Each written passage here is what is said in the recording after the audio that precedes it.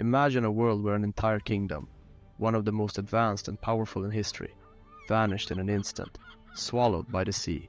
No, this isn't a myth or a fable. This is the story of Numenor, Tolkien's Atlantis.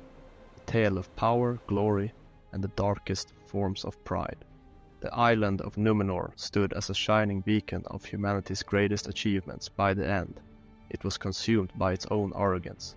This is the story of how the greatest kingdom of men fell from grace and was lost forever beneath the waves. Our story begins in the First Age, during a time of great suffering and war. After the defeat of Morgoth, the original Dark Lord, the world was scarred, and men had suffered immeasurably.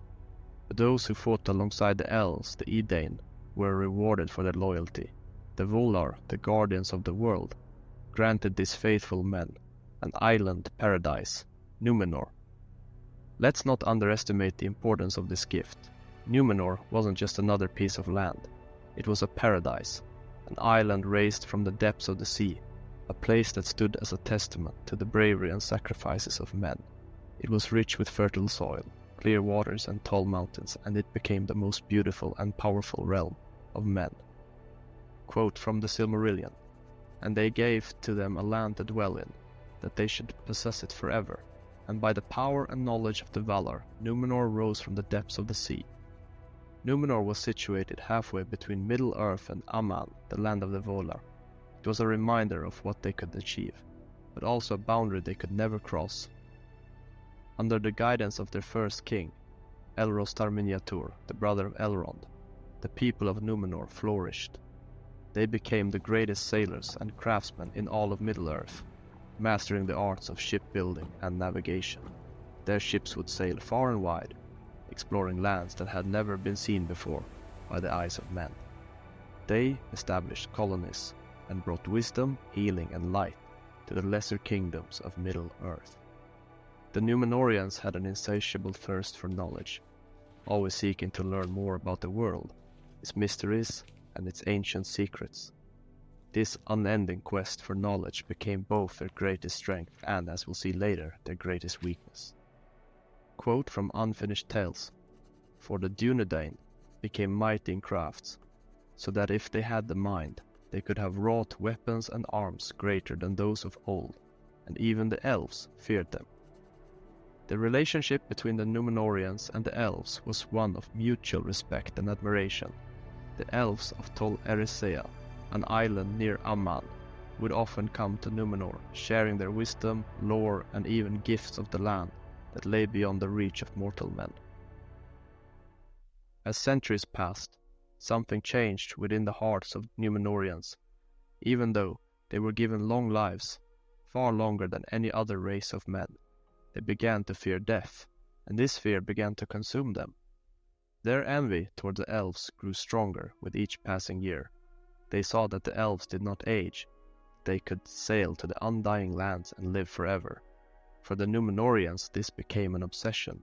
It was no longer enough to be wise, strong, and blessed. They wanted immortality.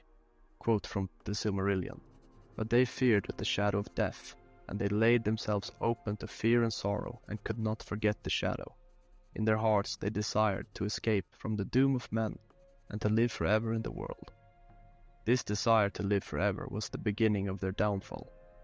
Despite all their wisdom, the Númenóreans could not accept the natural course of life and death, and it planted the seeds of rebellion in their hearts. And this was precisely the moment that Sauron, the Dark Lord, who once served Morgoth, seized upon. After being defeated in battle by Ar-Pharazôn, the mightiest king of Numenor, Sauron was taken captive and brought to Numenor as a prisoner. But as we know, Sauron was a master manipulator. What seemed like a defeat was actually part of his plan. Once in Numenor, Sauron began to poison the minds of the people, whispering lies and playing on their fears. He promised them that through Melkor they could gain the immortality they so desperately sought. Slowly but surely, Sauron became the king's most trusted advisor, and his influence spread like a plague. Quote from the Silmarillion, "And Sauron spoke to the king, and to all who would listen, and he said, 'Why should we not be lords of the world? The Valar have taken to themselves the realms of the west, and we must be content with the east.'" Under Sauron's guidance, the Númenóreans began to worship Melkor. The once beautiful island became corrupted, and a great temple was built in his honor, where dark rituals and human sacrifices took place. The very heart of Númenor was now filled with darkness.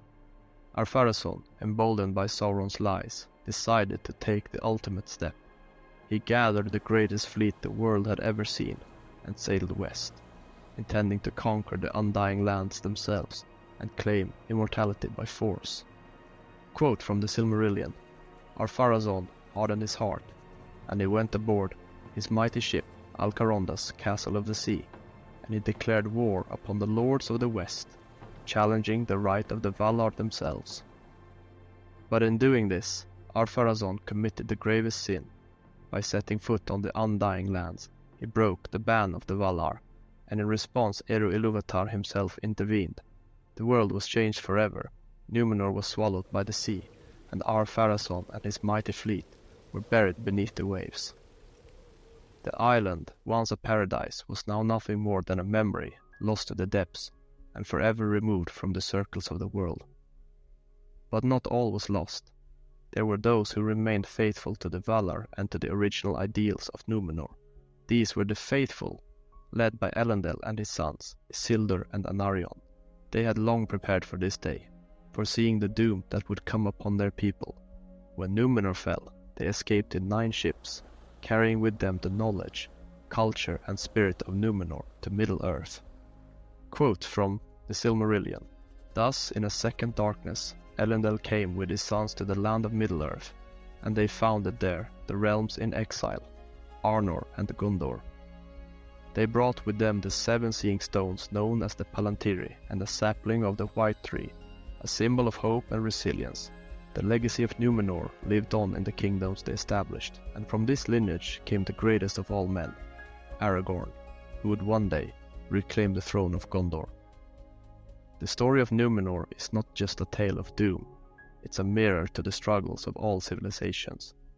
The longing for immortality, the temptation of power, and the dangers of pride are themes that resonate throughout human history. Quote from The Return of the King: Other evils there are that may come, for Sauron is himself but a servant or emissary. Yet it is not our part to master all the tides of the world, but to do what is in us for the succor of those years, wherein we are set, uprooting the evil in the fields that we know, so that those who live after may have clean earth to till. Númenor's fall is a warning, a reminder that even the greatest of us are not immune to the corruption of power and pride, but it's also a story of hope, resilience and redemption. For even in the darkest of times, there were those who stayed true to the light, and it is because of them that the story didn't end in darkness. Thank you for joining me on this journey through the rise and fall of Númenor, Tolkien's Atlantis. If you enjoyed this deep dive into Middle-earth's history, make sure to like, subscribe and ring that bell for more tales from Tolkien's incredible universe.